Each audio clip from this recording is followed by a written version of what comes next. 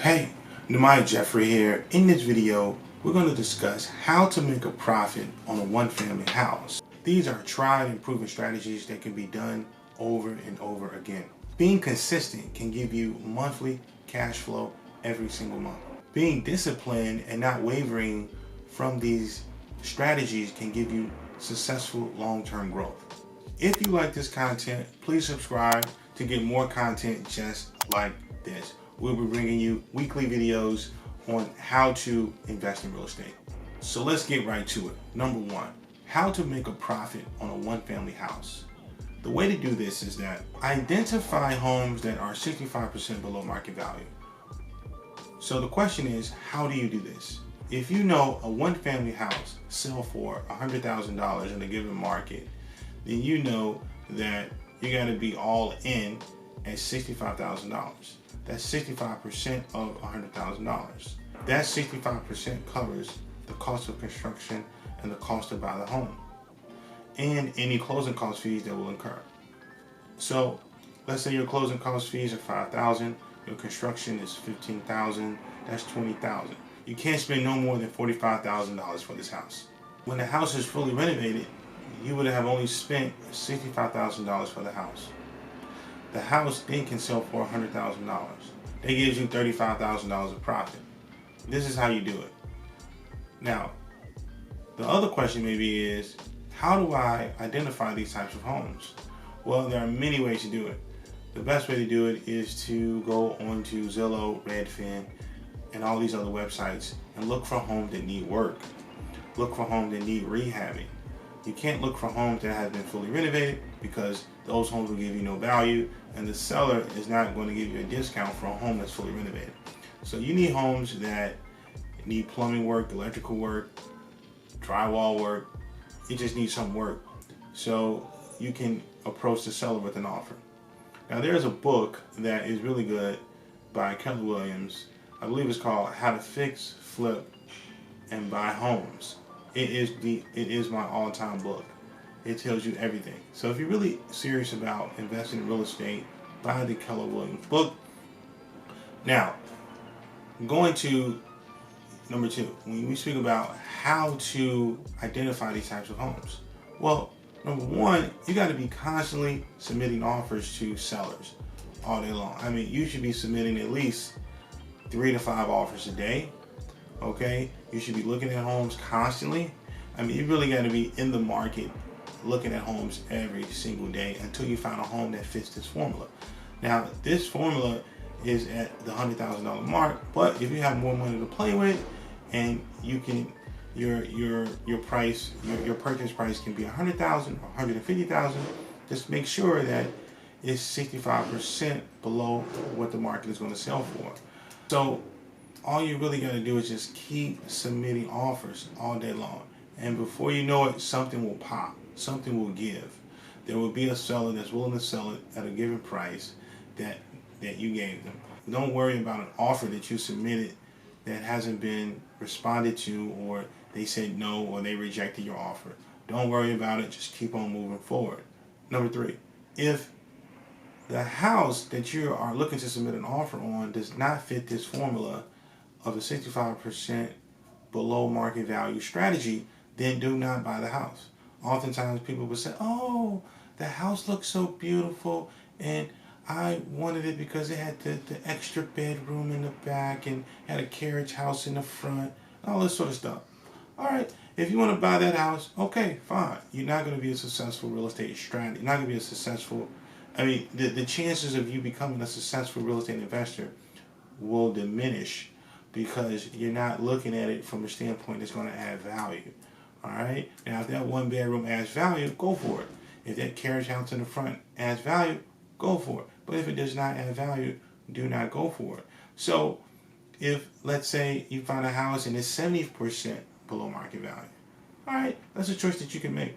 You know, the profit margin that you're going to get isn't as high as 65%, but if you're willing to take the hit of 5% and come in at 70% below market value, then do it. But remember, when you refinance, the refinancing options right now at least are at about 65% to 70%. So you're going to be right at that threshold of 70%, which means that some of your money is going to be locked into that deal until you sell the house. Now, if you sell the house, then it really don't matter. Then you can sell the house you can sell the house and make that 30% spread. Then you can do that. Again, don't touch any home as an investment if it's not below market value of at least 65%. Now, it can be 50%, 40%, great for you. But if it starts to creep up to 70%, 75%, 80%, do not touch it unless this is a house you're going to live in for yourself. Another way to make profit on a one-family house is the cash flow perspective. Once you've renovated the house and you would like to keep the house and not sell the house, then you can identify what the market rate is, the market rate rent is for that home, and figure out if you have some leftover cash flow at the end of the month. The house that I have is a one-family house, and the mortgage is $1,100, and so the monthly rent is $1,800. So I profit about $700 a month. So that worked out for that house. You can go about this in two ways. Once you identify that house that is 65% below market value, then you can identify whether or not there is some cash flow potential at this house. Now, for me, I looked at both, and I think this is good for you to do too. So I made sure that the house was worth 65% below market value. The market value of this house is $245,000. I bought this house at $100,000. It only needed $30,000 worth of work. So I did very well in that house. And then secondly, the rental value, like I just said, was $1,800 on average in that area. So I calculated how much my approximate mortgage would be, $1,000 to $1,100. So the deal makes sense all around. You can make sure that your house is cash flow positive by doing some preliminary numbers before you buy the house.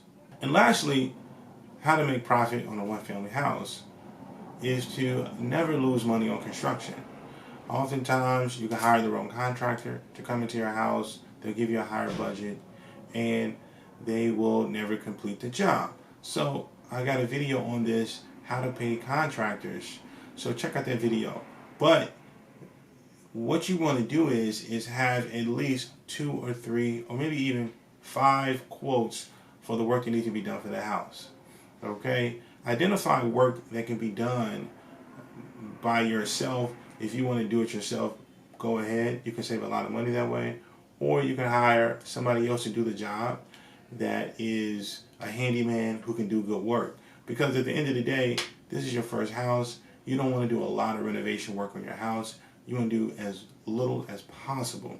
So if you need to hire a licensed electrician or a licensed plumber, please hire a licensed electrician. Make sure that he's licensed. Check his license. Have a contract with that contractor in writing. And not only that, make sure everything that's going to be done is on that contract. And remember, never pay that contractor in advance for work not completed. So you go to the supply house with the contractor. You buy the materials. You bring it back to the house.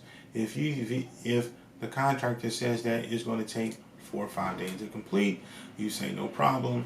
On that 4th to 5th day, once he's done with the job, you pay him for the job. Bottom line, if he does not agree to that, you just keep looking for another contractor that will. Because if not, you will lose money by paying the contractor in advance for work that was not completed.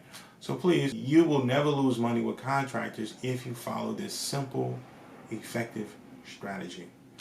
Until the next time, this is how you make profit on a one-family house. Just remember, 65% below market value. Don't touch it with a 10-foot pole if the house you're buying is not below 65% of the market. And to always submit a lot of offers. A lot of them. If it's 30% lower than what they're asking, so what? Submit it. If it's 40% or 50% below what they're asking, submit it. Ideally, though, you do want to submit offers that are close to or around the number that they're asking for, because it tells you that the seller is a real seller and it tells you that you have a good chance of closing on that deal. And the way to really identify these homes, you got to be talking to everybody. Brokers, lawyers, attorneys, anybody and whoever you can get your hands on to be in your Rolodex of properties that, to be in your Rolodex of people that you can call on to see what deals they got, what deals they're working on. And because you got to be active, you got to be out there, you got to be submitting offers all day, every day. And again, never lose money on construction. Bottom line. But until we meet again, I'll see you later. This is the Maya Jeffrey Show.